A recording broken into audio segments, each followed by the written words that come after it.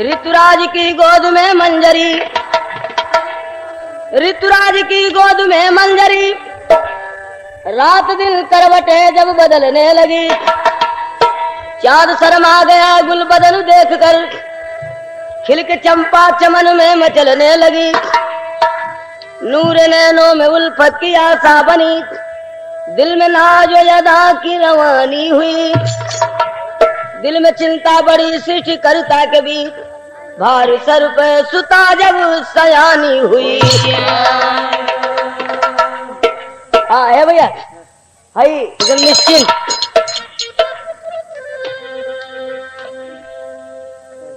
तर्जबा कि मेरे दर्द दिल की दवा क्या करोगे, मेरे दर्द दिल की दवा क्या करोगे, मेरे दर्द दिल की दवा क्या करोगे।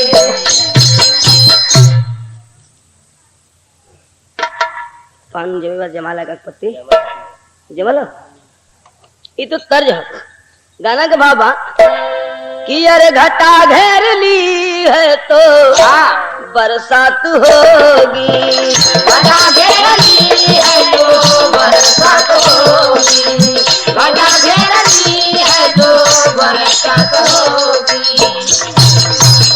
ए भैया तेरी बात के समझ ला, ब्रह्मा जी की लड़की विश्वकला सयान भैली, ब्रह्मा जी की चिंता भैल की बिटिया का बियाह कहाँ करब, योग्य लड़की है तो योग्य बर भी चाहिए, ये लिए कहना पड़ेगा कि घटा घेर ली है तो बरसात होगी, बदरी घेर ले है तो बरसबे करी। और कभी कभी ऐसा लगा कि घेरे ले लेकिन बरसत ना, तो कभी कहना बदरी से ना हो, कहना ये कि लड़की पैदा भइल तो जोड़ा कहीं न कहीं तो होबे करी।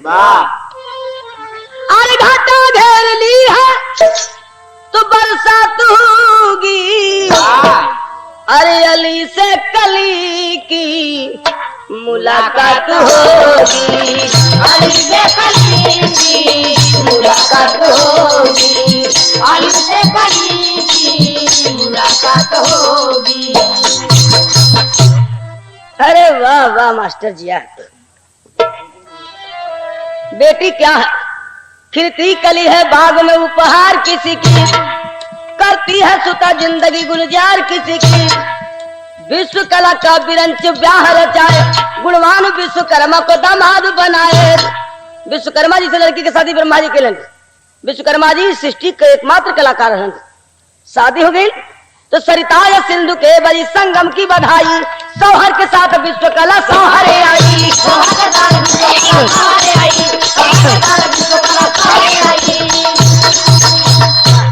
सरिता या सिंधु के बड़ी संगम की बधाई। कहे का मतलब शादी हो गई, स्त्री पुरुष का भाव लिया कवि ने, सरिता में नदी न समुद्र माने, सिंधु माने समुद्र, दोनों का मेल होला, मरा प्राण है तो बिटिया जब ससुराल जालिन, ससुरे से प्रेम बढ़ जाला, लेकिन नैहरे के ब्याज में उनके दिल में रहे ले, इसलिए कहना पड़ल कभी के भैया भैया भैया नहीं नहीं ऐसे मत करा, कैसा कोमल से बनावा करता है, अक्ल से काम करा, वहां में नहीं। मिर्जापुरी चौलरिया कि भूले प्यारा न कबहू नहीं है, अरे भूले प्यारा न कबहू नहीं है, कह गुजरिया हो नजरिया बन के बरसे बदरिया नाथ, कह गुजरिया क्या तुम पजिया बन के बरसे बदरिया, गुजरिया हो नजरिया बन के बरसे बदरिया। लथप की मास्टर 10 पुरस्कार जनवर का जब नया विश्वकला के साथ विश्वकर्मा जी बत कही कह रहे कहलीन सैया आप तो सृष्टि के मात्र कलाकार हुआ, का कैला अपने हाथे, अरे एक दिन विश्वकला दुख मानी, बोली विश्वकर्मा से बानी। सैया वज्र चक्र बना के देहला विष्णु इंद्र के जाके। का कैला कल अपने हाथ से अनेको अस्त्र शस्त्र बना के अनेको देवतन के प्रदान करी। विष्णु के चक्र दिली, इंद्र के वज्र दिली। कहनी के गलती कैला कहे का कि हमारे भाई बाप के कैला ना कदरिया हो नजरिया बन के बरसे बदरिया। हमारे भाई बाप के कैला ना कदरिया हो नजरिया बन के बरसे बदरिया। हमारे भाई बाप के कैला ना कदरिया हो नजरिया बन के बरसे बदरिया। हमारे भाई बाप को कुछ ना दहला कह तोर भाई बाप कोने लायक कहून तजवा वह बा कि साची कहूं तुरे आवन से हमारे अंगना में आई बहार भौजी। तर्जे बा लेकिन गाना का भाबा कि नारी का ताना बेधा जिगर में लागा जहरवा कधार बतिया।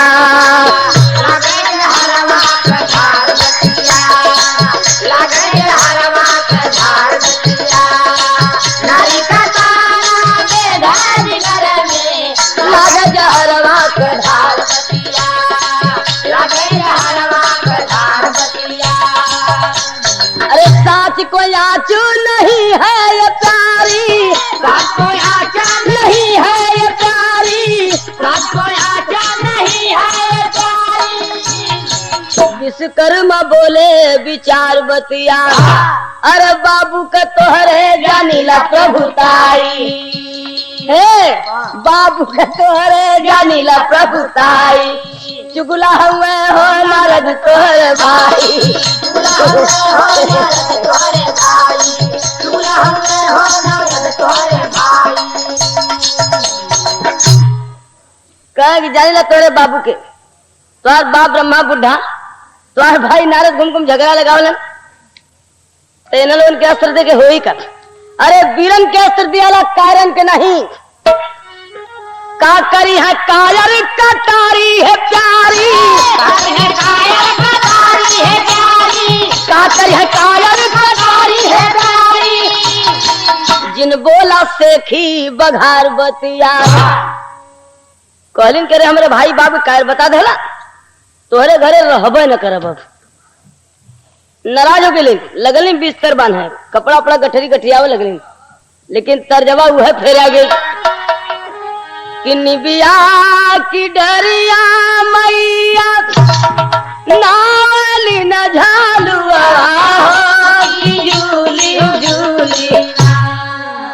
यही तर्जमा के एक तर्ज और बदल जा कर का सुना भैया का ललचन तर्ज बदल गई का कि पूर्वू के देशवा से नैया अइली हो साजल फूलवा मालवा से नैया अइली हो साजल मालवा मालवा से नैया अइली हो साजल फूलवा मालवा से नैया अइली हो।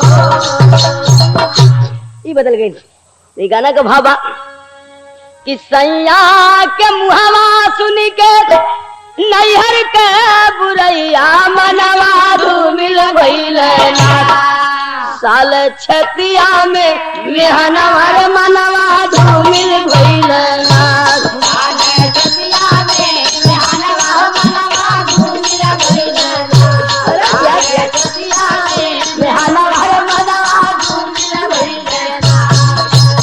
रूठी के सासु से कैली नैहर के पयनवा मनवा धूमिल भइल चलली बाबा के भवन मनवा धूमिल भइल।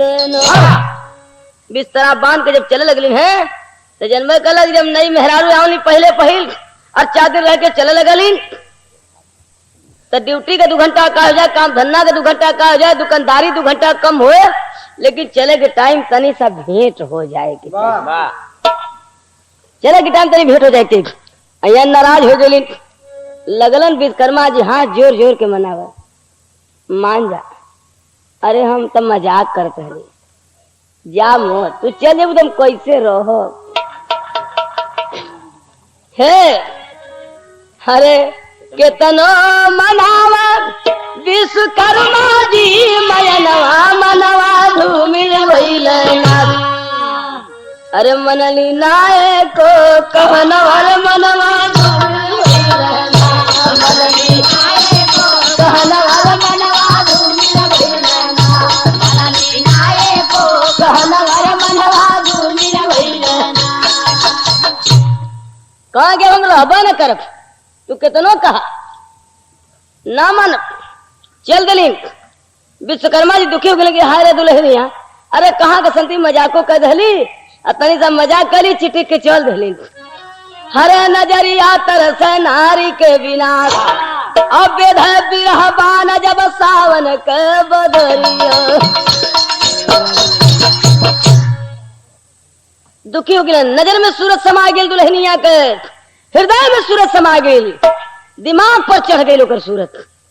भुलाता नहीं बाप, कभी कहना पड़ल कि बिना कंत कामिन कल्प।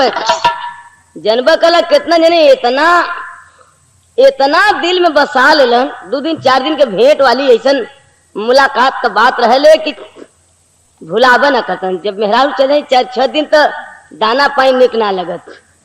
यहाँ बैठे वहां बैठे, वहां लड़िया लड़िया गिरे हैं। कोई कहेगी आजकल के का भलो कुछ कामो धंधा ना करते, यहाँ वहां बैठला कहेगी कुछ नहीं, दूसरा पता ना का करत हो। आजकल ओकर मेहरारू चल गई तहिए से ओकर जीव ना लगत हो। अरे कितना तो वही नशा में 4-6 दिन 10 दिन बीतत बीतत पहुंचल ससुराल, जीवे ना मनत। कभी कहना पड़ल कि बिना कंत कामिन कल्पे, कामिन बिन कल्पे कंत लाचार। अब कलाकार काहे कल्पे, जे करे हाथे में हुनर पार। विरह वेदना से पीड़ित विश्वकर्मा जी मन किए विचार, अब बना के पत्थर की मूर्ति तब विश्व कला की किए तैयार। वही दुख में उठन विश्वकर्मा जी हथौड़ी लेके छेनी लेके लगलन के पत्थर के गढ़। और जब लगलन गढ़त तो गढ़त गढ़त गढ़त गढ़त गढ़त गढ़त समझला कि गढ़त गढ़त गढ़ देना का गढ़ देलन कि मूर्तिकार के हृदय में जो मूर्ति होले वह मूर्ति जब पत्थर बनावे चाहे कागज पर बनावे चाहे दीवार पर बनावे वही मूर्ति बन के सामने आवे। तो दिमाग पर तो विश्वकला के सूरत, हृदय में विश्वकला के सूरत, नजर में विश्वकला के सूरत। जब पत्थर गढ़े लगलन तो वह विश्वकला का रूप पत्थरे पर सज के तैयार भल। जब देखलन है विश्वकर्मा जी चेहरे पर कलन कह रही तो एकदम वह है ना असली तो नकली सही। जाए पथरा के मूर्ति के लगलन चुम्मा ले। अब मजा आया है, लगलन चुम्मा ले। तई ठंडा पड़ा तो के चदरा उड़ाए देना, उड़ाए कोई में अपन घुसूर गई तब कब है। अरे पथरा न पहचाने कामी नजरियो से जरिया सो मुरहा सजरिया सो मुरहा। हर तानी के चदरिया से जरिया सो मुरहा। तानी के चदरिया से जरिया सो मुरहा। तानी के चदरिया से जरिया सो मुरहा। झूमे बार बार धई के बाह में मूर्तिया पकड़ लेलन बाही में चपका के। हाँ कैसे कहा हो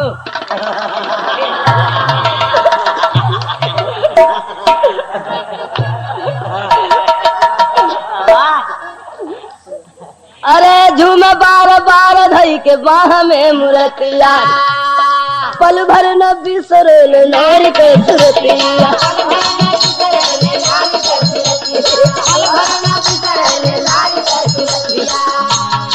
अरे ब्रह्मा जी ब्रह्मलोक पाए खबरिया से जरिया सो मुरहा। से जरिया सो मुरहा। तानी के जरिया से जरिया सो मुरहा। तानी के जरिया से जरिया सो मुरहा। ब्रह्मा जी के पता लगल कि हमार दामाद विश्वकर्मा काजनी कौने मेहरारू के ओढ़ना ओढ़ा के हिलत हो वही कहना कि हिलत ठीक नहीं बा। हम पता लगाई दा भैया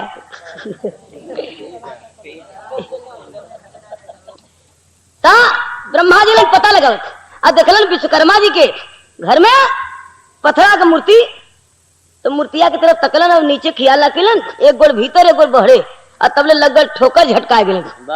अरे आए विश्वकर्मा जी के घर पर क्रोध मानी, अब मूर्ति पर गिर गए कमंडल का पानी। ये गए भाई पानी में,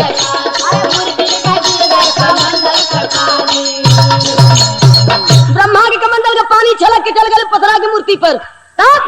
अरे पथरा का मूर्ति बनी गुजरियो से जरिया सोमुरा, पानी के जरिया से जरिया सोमुरा,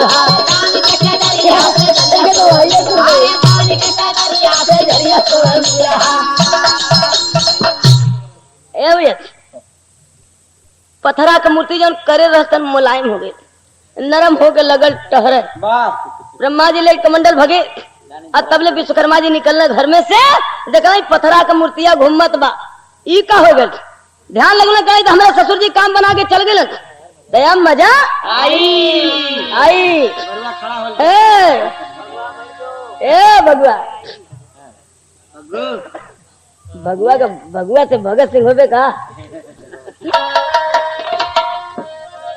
तर्ज है बा कि हम ना जाइबे ससुर घर में बाबा, हम ना जाइबे ससुर घर में बाबा, हम ना जाइबे ससुर घर में बाबा।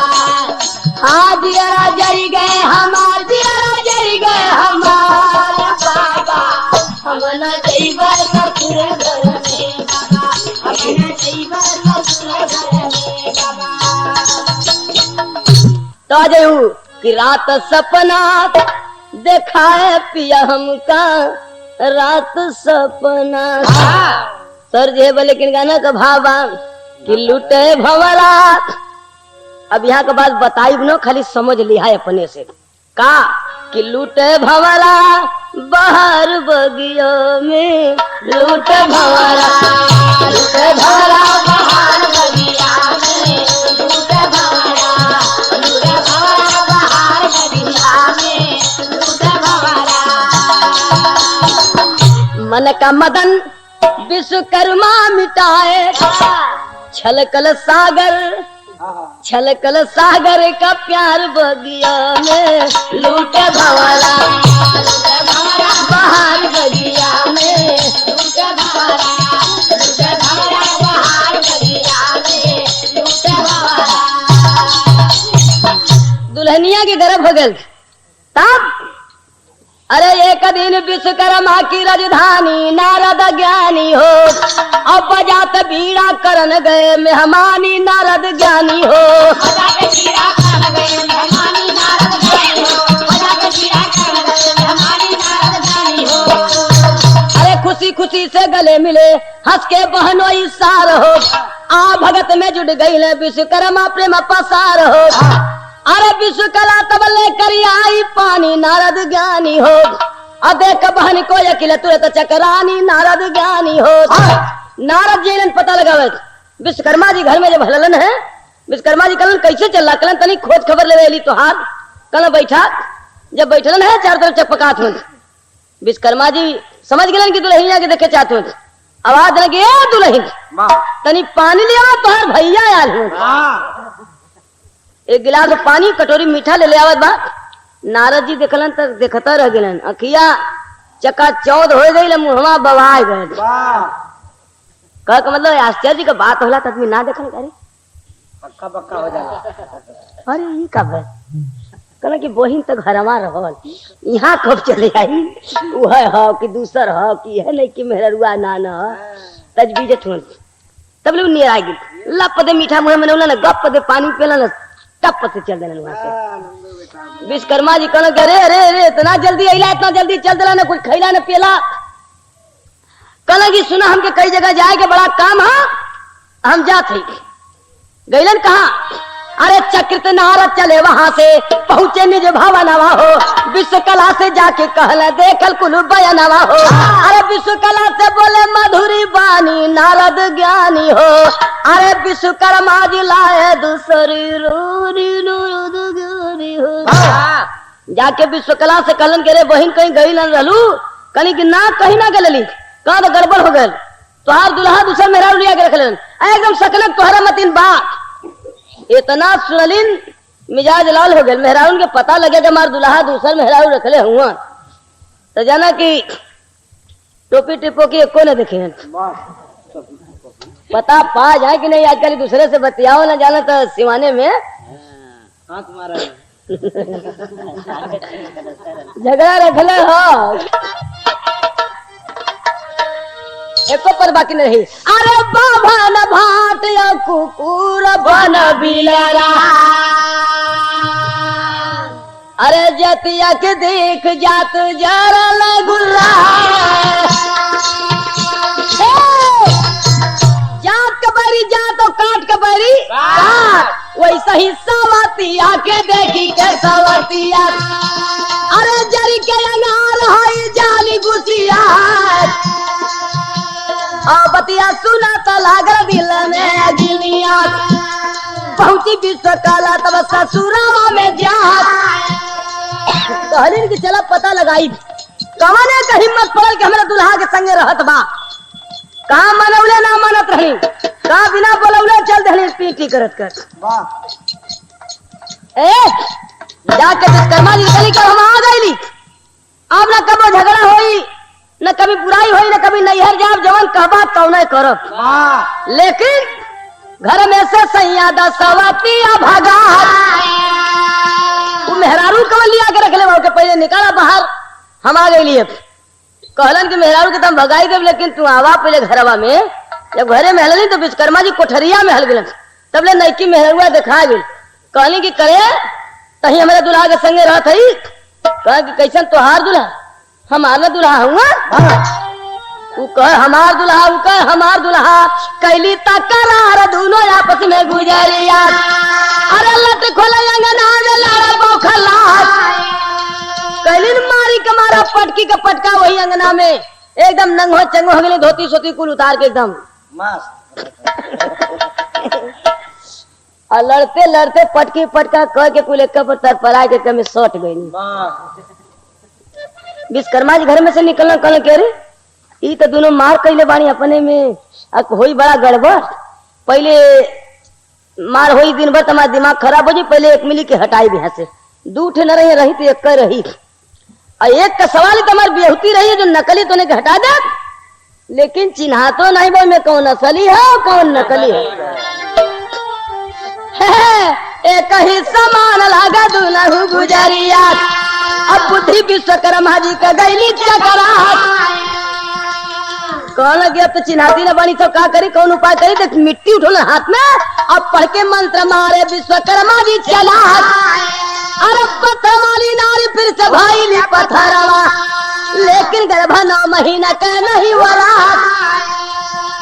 फूक के मंत्र बोलने की जा, जवन नकली हो तो पाथर हो जाए, पत्थरा वाली पाथर होगी, लेकिन ओकरे घर बर हल न, कहलन विश्वकला से कि जाहो बनावा खियावा, अब तो तोहार सवतिया पाथर हो गई, कहीं बनाई जरूर, लेकिन कहो पाथर हो गई तो का कहे कि हाँ तो सबक ये अंगना में खड़ी रही यही तरह, हम देखो तमार खून खौली, कहे का मतलब कि मेहरारू पत्थरों का सबक ना बर्दाश्त कर सकती, पहले ना मार के कूच के फेंक ले तब बनाई खियाई, उठौली बड़का हथौड़ा, कह रही है ना बांस नहीं बाजी है बसुरिया,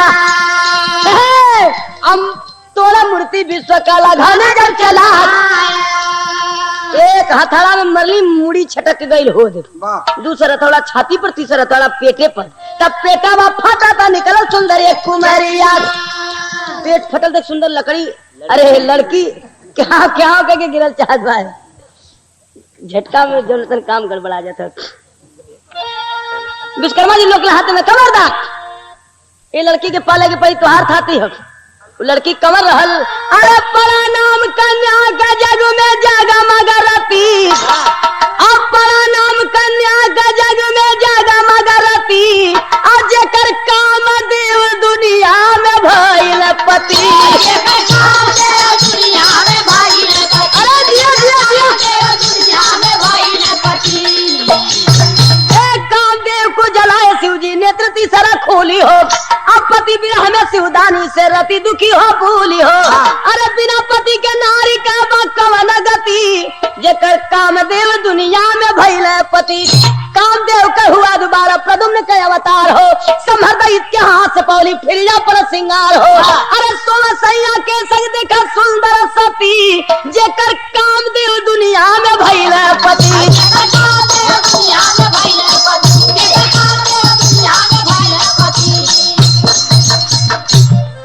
हरि अनंत हरि कथा अनंता गुरु गणेश गगाई, रामलाल गुरु बच्चन कहते चंद्रिका कभी सुर नहाई। अरे नजरिया तरस नारी के बिना, राम तो सूर श्याम बिन गुलाब के फुलवरिया।